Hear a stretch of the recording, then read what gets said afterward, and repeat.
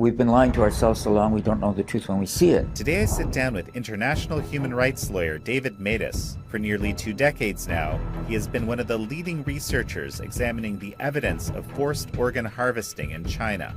The medical profession here in the U.S. needs to start looking at the facts and not simply accept Chinese government statements about how good they are at face value. On Monday night, the U.S. House of Representatives passed the first ever U.S. bill to hold the perpetrators of organ trafficking crimes accountable. Obviously, if you kill somebody in the U.S. for the organs, you're going to be prosecuted. It should be the same if you leave the country and then come back. This is American Thought Leaders, and I'm Jan Jekielek. David Matas, such a pleasure to have you on American Thought Leaders. Thanks for inviting me. David, you once, a long time ago, coined the phrase, a crime yet to be seen on this planet, if I recall correctly. And this is what I want to talk about today. It's what's called forced organ harvesting. How you came to discover this and where we are today. Well, I've been doing international human rights work more or less all my professional life. And there was this woman with a pseudonym Annie that made a public statement actually in Washington it was March 2006, saying that her ex-husband had been harvesting corneas of Falun Gong practitioners in Sujiatan Hospital in Shenyang City in Liaoning province in China. Other doctors in the hospital had been harvesting other organs. The Falun Gong practitioners were killed through organ extraction. Their bodies were cremated. She said he was doing this between 2003 and 2005.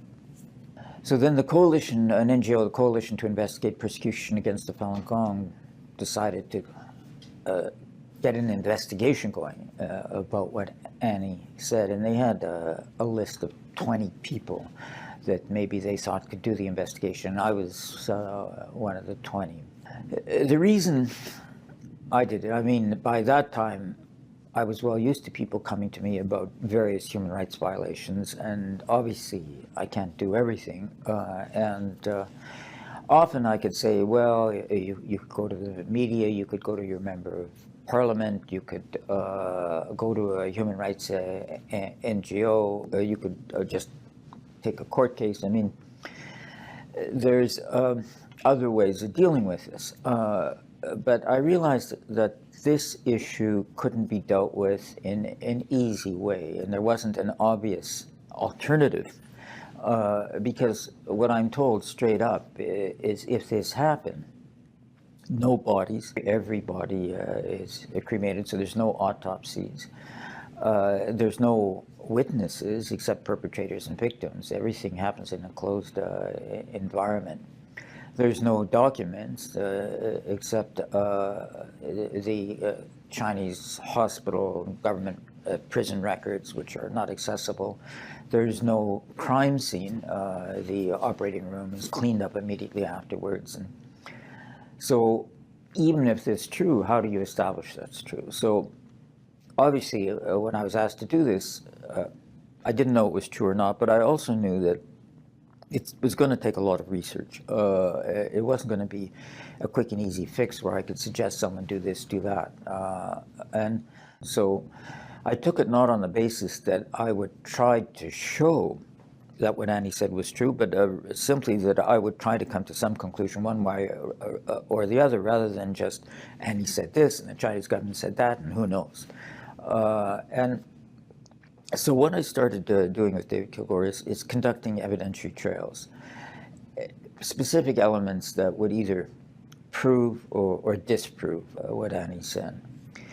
A lot of my prior work had to do with the Holocaust. I mean, that's what sort of got me involved in human rights initially. That I'm Jewish, and all four of my grandparents came to Winnipeg before World War I, and I wasn't personally affected by the Holocaust, but I was well aware that if the Nazis, rather than the Allied forces, had won World War II, that neither I nor any Jewish person would be alive today. And so I knew what Annie said could be possible. I didn't obviously know whether it was true, but I knew it could be possible. So I was conducted these evidentiary trials, and there was lots of them, dozens in each direction. And I was just talking to somebody recently, or was on a panel with somebody recently, who said it took him a year to go through all my research. The conclusion that I and Kilgore reached was not the result of one particular striking piece of evidence. It was the accumulation of all the evidence that was put together.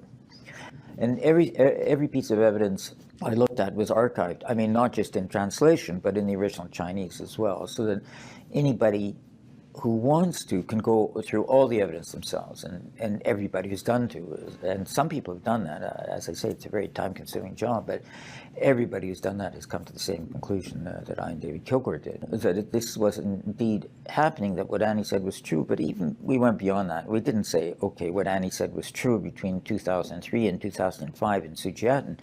We said it was happening throughout China.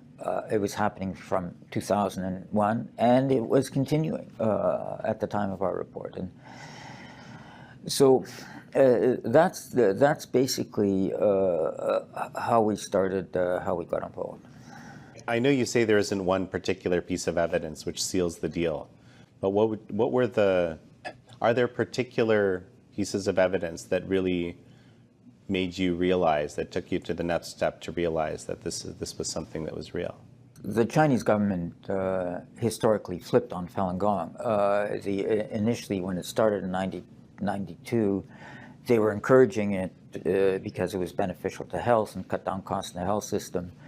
Falun Gong grew from a standing start to the point where it was more popular than the Communist Party. By the time the party switched on it, in 1999, there was an estimated, well, according to government estimates, 70 million practitioners. According to practitioner estimates, 100 million practitioners. And the Communist Party at that time was 60 million members. And there was 3,000 practice stations in Beijing, because a lot of the exercises were being done outdoors, and you could see it everywhere. And the party just kind of got worried about its own popularity in the face of the popularity of Falun Gong, which wasn't at the time anti-communist, but was non-communist. I mean, the beliefs were not Communist Party beliefs. I mean, it wasn't political, but it was just something else. And so the party switched, I mean, not just switching from for to against, it switched its complete narrative. Instead of saying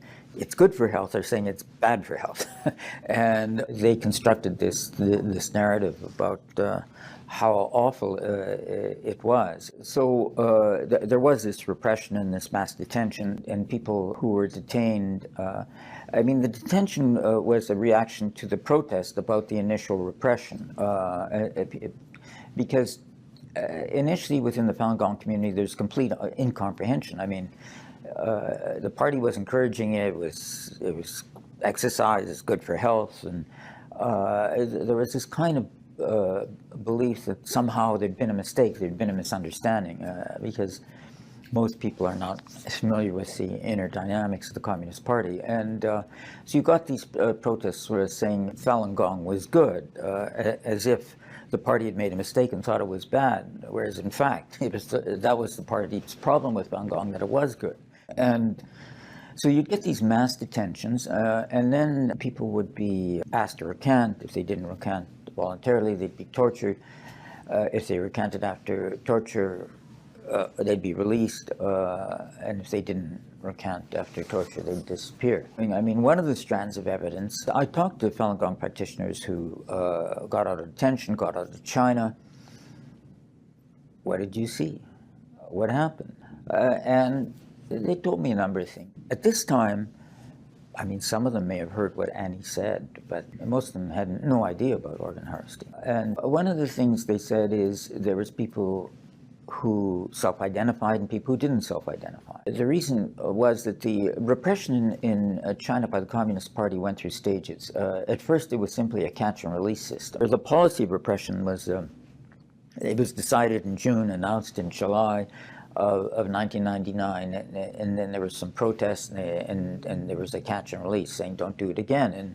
But then the people released, their home environment would be victimized for allowing these people to practice Falun Gong. And so then they'd protest again, and this time they wouldn't say who they were to protect the home environment. And so the people who got out would say, well, there was all these people who didn't self-identify. The jailers didn't know who they were, and the family didn't know where they were. So that was an extremely vulnerable population.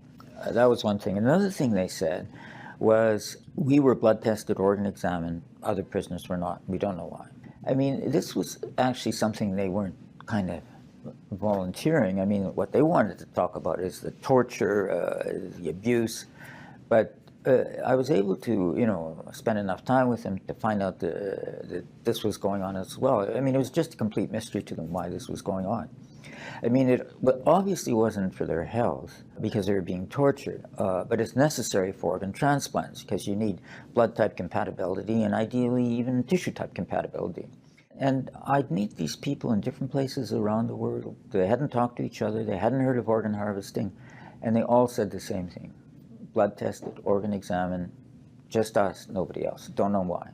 And weren't eager to tell us about it, wanted to talk about something else. So that was something, that was very striking to me, that this was happening. That was one thing. There's another thing that really kind of struck me. I mean, one of the sources of evidence we had was investigators calling into Chinese hospital, pretending to be relatives of patients who needed transplants and saying, do you have organs of Falun Gong, on the basis that Falun Gong are healthy and their organs are healthy. And across China, we got admissions, yes, come on down, or go somewhere else, or you can find it here, but not with us. And so we had all those statements. And I mean, the statements themselves, I was prepared to say, okay, maybe they're just trying to make a sale, who knows? But one of the things that struck me afterwards is that the Chinese government actually made a documentary about our report. And it was done for Phoenix TV in Mandarin in Hong Kong. And they interviewed one of the doctors, our investigator called, and they presented him with a transcript of the interview. And they said to him, did you receive this call? He says, yes. Did you say these things? He said, yes, except anything that mentions Falun Gong. I mean, basically, the transcript said, well, we used to do this. I actually went to prison myself and picked out these people, but now we're a civilian hospital, and now the military hospital down the road is doing it exclusively. Go down there. That was basically the... This was in the documentary? Well, this was our conversation. They presented him with a transcript of the documentary. He says, yes, I was interviewed. Yes, I said these things, except the stuff about Falun Gong. He basically is accusing us of fiddling with the transcript. But what they didn't say was in the documentary that this wasn't just a transcript. This was a recording. And we have a recording. 比如说，就说你们以前用的，就说是从哪里找？是看守所还是到这个监狱呢？监狱里面找的。监狱里啊，他那种就是都是那种健康的法轮功是吧？健康的法轮功。对，肯定是选好的才能做完，因为这种东西做了要保证质量的。 Interweaving seamlessly in his own voice the stuff he denies having said and the stuff he admits having said. And I mean, I don't even know if that would have been technologically possible, but I knew very well we didn't do that. As I said, like with every piece of evidence, I mean, because the Chinese government just comes out with nonsense, the argument, I had to think of not only the arguments for, but also the arguments against. I had no doubt the callers made the calls and the people at the other end said what they said. But the answer could have been, we were just trying to make a sale. We were making it up to please the customer, so to speak. But they didn't say that. I mean, they came up with such a farcical explanation, which was obviously not true. I mean, they didn't even have the ingenuity to think up a plausible false answer. So that struck me as well. I mean, David Kilgore used to say there's in this area no smoking scalpel, but this kind of half admission by this doctor we interviewed was, I would say, pretty striking. It's almost unbelievable. You got independent corroboration from the doctor himself that he had been. Well, if you look at our data, the Chinese government says, oh, it's all coming from Falun Gong. Well, I know that that's not the case because, I mean, the Falun Gong community learned about this from us rather than the other way around. Also, a lot of the material, most of the material comes from Chinese official sources, hospital data, their statistics, and they're fiddling with statistics. I mean, this is another very odd thing. There was this Chinese doctor, Xi Bingyi, who we quoted, just about transplant volumes. He says we've done 90,000 transplants at some particular point in time, total at that time. So we quoted him. And the UN Rapporteur on Torture and Religious Intolerance at the time, Manfred Nowak and Asma Jahangir, they asked Chinese government, what do you say about this? So they say Xi Bingyi never said that. But the actual article where he was quoted as saying it remained on a Chinese official website at the time that they sent in this reply to rapporteurs. I mean, they've now taken it down. They have a tendency, it's kind of a rolling cover-up. Every time I cite one of their sources, it disappears. But of course, I archive everything, or the Wayback Machine, which is its own website, archives everything. I mean, the Chinese government faces a dual problem, or they're trying to do two things at once. They want to boast about their accomplishments in transplantation. They're selling transplants around the world. They have brokers, they have advertisements. When we started, they had price lists. But I mean, the price lists are gone, but the brokers and the advertisements are still there. I mean, you can still see them. And so they're trying to promote this business. Even today, you're saying? Well, even today, they're still, oh, absolutely. You look at the website Love Handy, it's promoting transplantations in China. And I should say that today there's a big increase in Uyghur organs. So they're trying to promote, boast, and yet on the other hand, they're trying to cover what they're doing. But it's very hard to do both at the same time. Talk about what they're doing publicly, promote it publicly, advertise it publicly, and then say it isn't happening. So they leave these evidentiary trails all over the place. And it's only when they see how we're looking at this and how it shows what they're doing that it kind of disappears. Do you view this as a kind of a genocide? Yes. I actually wrote an article with Thorsten Trey and Maria Chung about this, which calls it a cold genocide. It's one of the reasons, amongst many, that this genocide hasn't got the intention that other genocides have, because it's a slow-moving genocide. It's not everybody being killed all at once or within a short period of time. It's been stretching out over decades. I mean, this is now, it started 2001, this is 2023. It's been going on for 22 years now. And there was this China tribunal, and they debated whether was there an intent to commit genocide. And in my view, there is, because first of all, genocide can be committed in whole or in part. Secondly, genocide can be committed with knowledge. You can get the requisite intent with knowledge and or willful blindness. And there is some uncertainty because, well, people would recant. And then they wouldn't be killed. But my reaction to that is the perpetrator defines the group, and if the perpetrator says the recanter isn't part of the group, then the fact of genocide is still being committed, and the intent to commit genocide is still there against the group. I'm just going to jump in for the benefit of our audience that to call something genocide, there has to be an intent to destroy a group of people. Yes, that's right. Well, any criminal act, it's not just genocide. Any criminal act, you've got to have both the actual act and the intent to commit the act. Like if you cause somebody's death, but it's an accident, it's not murder. But if you intend to cause somebody's death, then it becomes murder. Well, the reason I just mentioned this is because I know that part of the debate of the China tribunal was there's a strong profit motive. It's a billion-dollar industry. So, you know, the argument, as bizarre as this argument is that, well, if it's a profit motive, it's not necessarily an intent to destroy a group of people. They're just doing it for the money. Well, there's two things I would say about that. One is you've got to have the requisite intent, but you could have more than one intent. There's such a thing as a mixed intent.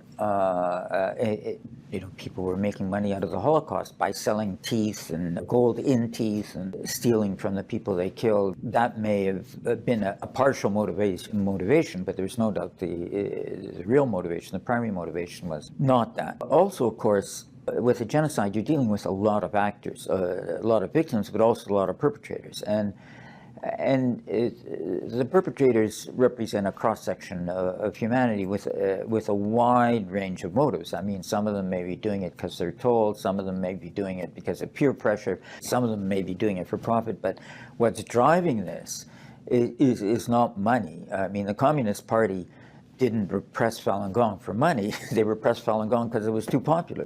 In their view, it threatened the hegemony of the Communist Party in China. I want to touch on something you mentioned earlier, because I haven't really thought about this much, but often I've actually heard this.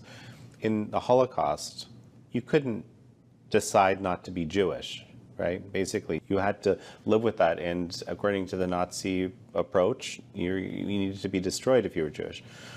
For Falun Gong practitioners, you can decide not to be a Falun Gong practitioner. You can recant, right? And so a number of people over the years have told me, well, it's a completely different situation for this reason.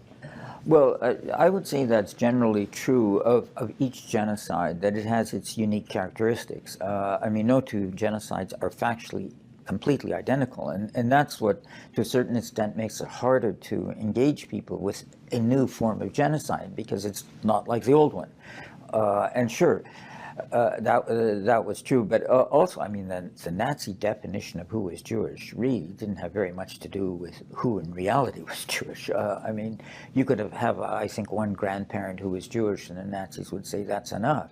And this concept, it's not objectively who's part of the group, it's who the perpetrator sees the group is. I mean, the targeting is determined by the targeter, not by an independent outside objective observer. And of course, also the Nazis were invading foreign countries to kill Jews, and the Chinese aren't doing that, at least not yet, but to kill Falun Gong, although one has to be worried what they would do if they invaded Taiwan, but because there's a lot of practitioners there. But what I would say is, well, what I said before, if you leave the group because you recant, and the Chinese say, you're not Falun Gong anymore, and it doesn't change legally the fact of genocide, because the genocide is intent to destroy the group, and if you're not part of the group, it's irrelevant to the issue of genocide.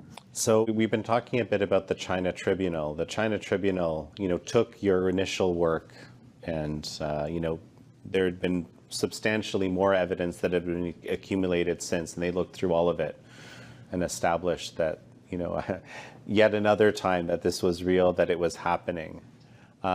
You've spent quite a bit of time over the years trying to have some sort of government action, have, free countries try to do something about this, make change. What is the most substantial change that you've seen, and how difficult has it been to make this happen? I was talking before about evidentiary trails, and one of the evidentiary trails we were looking at was legal, ethical remedies, standards. And in this field, they didn't exist, nothing, anywhere. In China, they actually had laws that said you could extract organs without consent of either the person or the family. There was a 79 law that said you could do it for research. There was an 84 law that said you could do it for prisoners. It was based on finding a corpse, that if you found a body and the body was unclaimed, then you could use the organs for research. 79 law, 84 law, found a prisoner's body unclaimed. Use the organs without the consent of the person or the family. After our report came out, they passed a law saying consent's required, but they didn't repeal the 79 and 84 laws. They're still on the books. And I mean, just ordinary legal interpretation is the specific prevails over the general. So those are still in the books. And everywhere else around the world, like in Canada, the US, if you kill someone for the organs, you can be prosecuted. If you kill them in the US, or if you kill them in Canada. But if you go to China and kill someone for their organs, the Chinese law didn't do anything about it. I mean, especially if it's a government killing them. The government controls the courts, the prosecutors, the investigators, the police, the prisons, so on. So the government's not going to do anything about it. And if you came back, the Canadian laws, the American laws, didn't have anything to say about it. Same with ethical standards. The transplant profession, the medical profession, never anticipated this. And so nowhere did it say, don't give people records, don't give people prescriptions, tell people somebody might be killed for their organs if they go to China. I mean, the whole issue was just untouched. And so once the report came out, one of the things, I mean, David Kilgore and I are both lawyers, and so one of the things we try to do is advocate for a legal and ethical system that say this shouldn't happen. Now, there are, I think, 19 countries now which have passed extraterritorial legislation which says if you leave your country and go abroad and get involved in the killing of somebody for their organs, and you come back, you can be prosecuted for that. If you're a broker that's advertising it, or an advertiser, or if you were actually there and doing it and then come to visit our country, you can be prosecuted. I mean, but 19 countries is 194 countries. There's still a long way to go. Canada just recently passed such a law last December.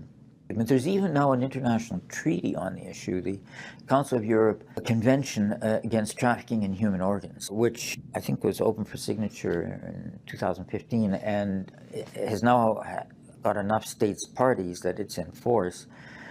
Although it's Council of Europe, any country in the world can sign on to it. If you're an observer state, you don't need permission. If you're not an observer state, you got to get approval. The Costa Rica, who's not part of the Council of Europe, has signed on to it. Chile, who's not part of the Council of Europe, has asked for permission. So that's positive.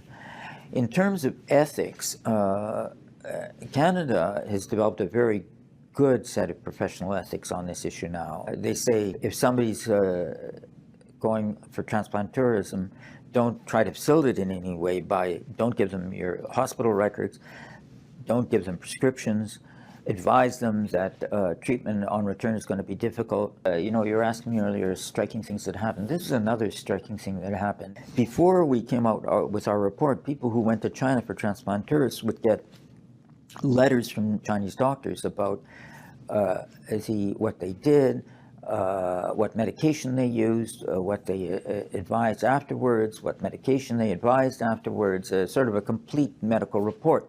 After a report came out, all the letters stopped. Ghazali Ahmed, who's a Malaysian doctor, who pointed that out to me. That was a problem for him because he was dealing with these patients. And the patients themselves, I mean, they had no idea what was going on.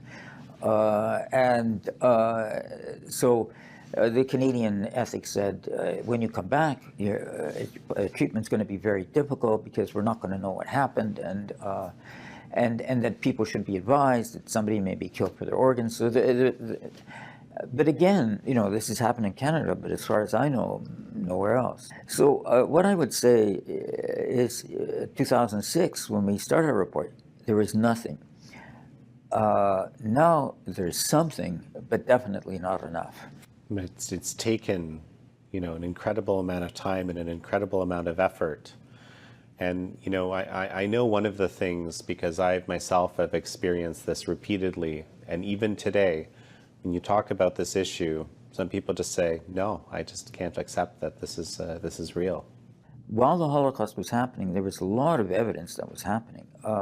And many people didn't believe it, and some of them, of course, were anti-Semitic and pro-Nazi, but you had people in the Jewish community who didn't believe it. Felix Frankfurter was a U.S. Supreme Court judge. He was presented with evidence from Jan Karski, who was a Polish underground worker, and he met the fellow, and he says, I can't believe it. And the Polish diplomat who presented him says, oh, he's not lying. And Frankfurter said, I didn't say he was lying. He says, I just can't believe it. Hannah Arendt, who's a Jewish philosopher of totalitarianism, at the time, she says she didn't believe it. Raymond Aron, a French Jewish philosopher, same thing. There are a couple people that escaped from Auschwitz. One of them was called Verba, and another was called Wetzler, and they wrote this Verba Wetzler report, which is extremely detailed about the plan of Auschwitz, I mean the physical layout of Auschwitz and what was going on. They escaped from Auschwitz while the Holocaust was still happening, so there were still Jewish communities that if they'd fled could be saved, and they presented to some of these Jewish communities, and some of the Jewish people in the community read it, believed it, and fled, and some of them read it, did not believe it, stayed and got killed. So it's just so out of the ordinary. And of course what you're dealing with is with transplantation is something that was obviously, if somebody develops a more powerful machine gun, you can believe that it might cause you some danger. But when somebody develops a better transplantation or technique or transplantation itself, it's hard to believe that this would be happening, because transplantation is designed for human betterment. The basic ethic of the medical profession is do no harm. It's just so out of the realm of everyday life. And of course, what you've got with China is complete denial, cover-up, obfuscation, counter-narrative. I mean, the most implausible sort. But unfortunately, the problem isn't too little evidence, it's too much. There was one a doctor that I was on a panel with recently. He said, I myself was skeptical, then I went through all the evidence and I was convinced. But it took me a year to do that. Gloria Steinem, she said in another context, we've been lying to ourselves so long we don't know the truth when we see it. And I think that's the reality of this situation, that many people just don't, it's so out of what they know that it's just hard to believe. To circle back to where we started, it is an evil yet to be seen on this planet. Well, indeed. I mean, the Chinese example of killing prisoners of conscience for their organs, institutionalized as a global business, has not been replicated anywhere else. Like anything else, you have to look at the reality in its face. You can't just function on the basis of preconceived notions. So, we're sitting here right beside the U.S. Capitol. You mentioned that there's no law on this issue in the U.S., which would seem bizarre. What would be your recommendation to Congress to help deal with this issue? Obviously, if you kill somebody in the U.S. for their organs, you're going to be prosecuted. It should be the same if you leave the country and then come back. If you're involved in any way, if you're complicit in any way. The U.S. has extraterritorial legislation in other areas. If you're a war criminal, or if you're a criminal against humanity and you commit the crimes outside of the U.S., you can be prosecuted inside the U.S. So the U.S. needs a law that allows for prosecution for the offense, whether it's committed inside or outside the U.S. That's one thing. In terms of ethics, there's two categories or streams of ethics. One is doctor-patient relationship, and the other is country collaboration. Now, there's a lot of concern within the U.S. about collaboration with China on national security issues, and there's a lot of focus on that. But there isn't the same concern about collaboration with China on organ transplantation issues. I mean, there's a lot of doctors in this country who say that China has changed, China has reformed, basically because they've made some cosmetic changes without the underground reality changing. Like I mentioned, they've legislated saying there has to be consent, even though they haven't repealed the law saying no consent is necessary. There wasn't even a donor system in China for donation of organs when we did our report. They've now set one up.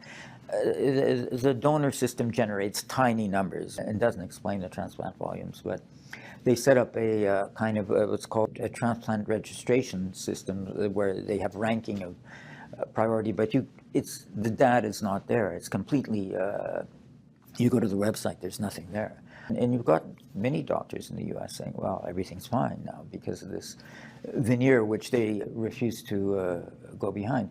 I was actually at a congressional hearing with Chris Smith and Dana Rohrabacher a few years back in Washington, in that building.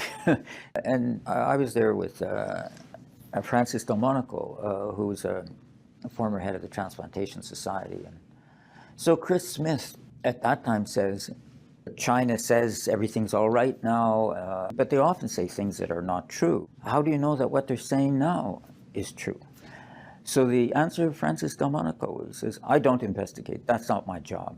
In 2016. How do you independently verify that when there has been such a backdrop of terrible duplicity, lies, deception on the part of this government? I mean, trust and verify. How do you do it? I'm not an apologist. I'm not here to tell you not to worry. I'm not here to verify. That's not my job. I'm here to say to you that there is a move within the country to change. I really think that the medical profession here in the U.S. needs to start looking at the facts and not simply accept Chinese government statements about how good they are at face value. Up to now, the U.S. has only passed symbolic resolutions condemning the practice of forced organ harvesting.